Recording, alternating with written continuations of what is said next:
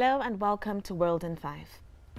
Parliament today grilled Primary and Secondary Education Ministry officials over the introduction of the Continuous Assessment Learning Activity CALA program in schools.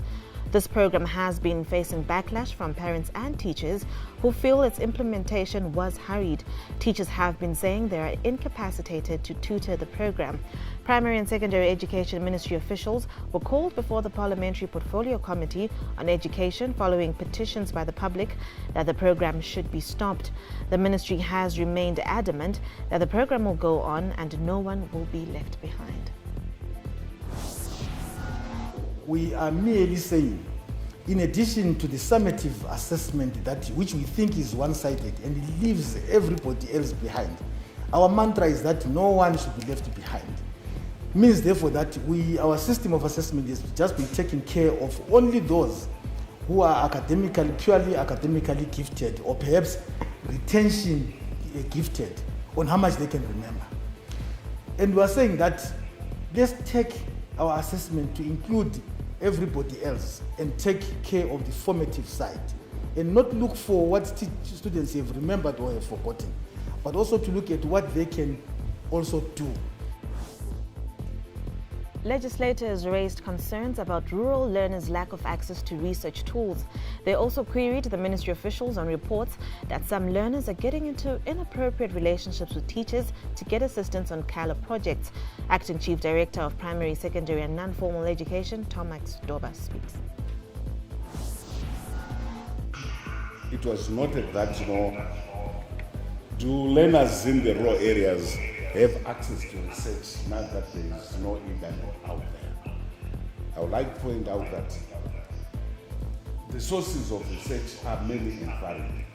True, the internet could be the one very important one, but simplifying the information from the communities, oral tradition, and all these are all ways of research. So wherever the school is, opportunities for our learners to research is always there. Chief Director of Learners' Welfare, Psychological Services and Special Needs Education, Wadzana Nyanungo, speaks. As a ministry, we would like to highlight that we now have a toll-free line, and the number is 317. And any issues that threaten the safety of our learners, such as sexual harassment and undue pressure, the ministry is ready to listen and attend to it. Now, prior to the COVID-19 pandemic, being deaf was linked to social isolation. However, as the pandemic escalated, it highlighted existing inequities for the deaf.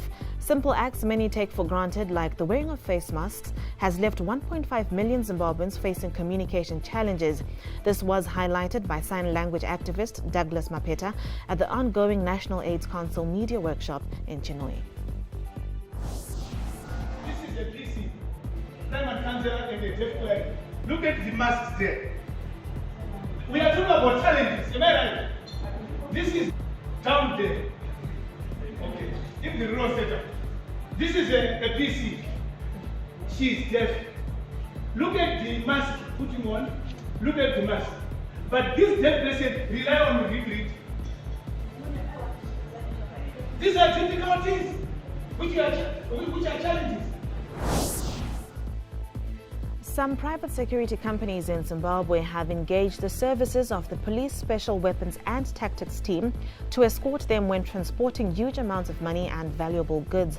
This comes in the wake of an increase in cash-in-transit heists and armed robberies. In one of the biggest cash heists in Zimbabwe's history, armed robbers pounced on a cash-in-transit vehicle and robbed the security crew of $2.5 million US near the Gwebi River Bridge along the Harare-Chirundu Highway. In June, another gang raided a cash-in-transit vehicle at Parkland's shopping center in Bulawayo and got away with an undisclosed amount of cash. National Police spokesperson, Assistant Commissioner Paul Nyati, told Ztn that private companies must not hesitate to tap into the police's expertise in security matters. If you remember, during the beginning of the year, we had robbery cases where some financial institutions, where some supermarkets lost, huge sums of money. And as the police, we offered our services to assist them.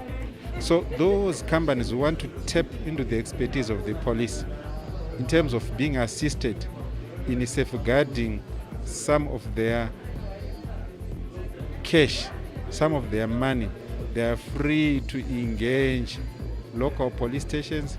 They are free to engage Officer Commanding Support Unit District Province in Chikurubi, and definitely modalities will be put in place to assist them. UNAIDS Agency Executive Director Winnie Bainima says West and Central Africa could see a rise in HIV infections and AIDS-related deaths in a few years due to disruptions in health services because of the coronavirus pandemic. Although HIV infection rates and AIDS-related deaths have been on a steady decline over the past decade, the region accounted for 22% of AIDS-related deaths in 2020. Bainima said the jury was still out on the extent of the impact of the coronavirus pandemic on HIV, but the agency is seeing examples of disruptions. That's all we had for you today. Thank you for watching. Diplomatic Passport coming up shortly.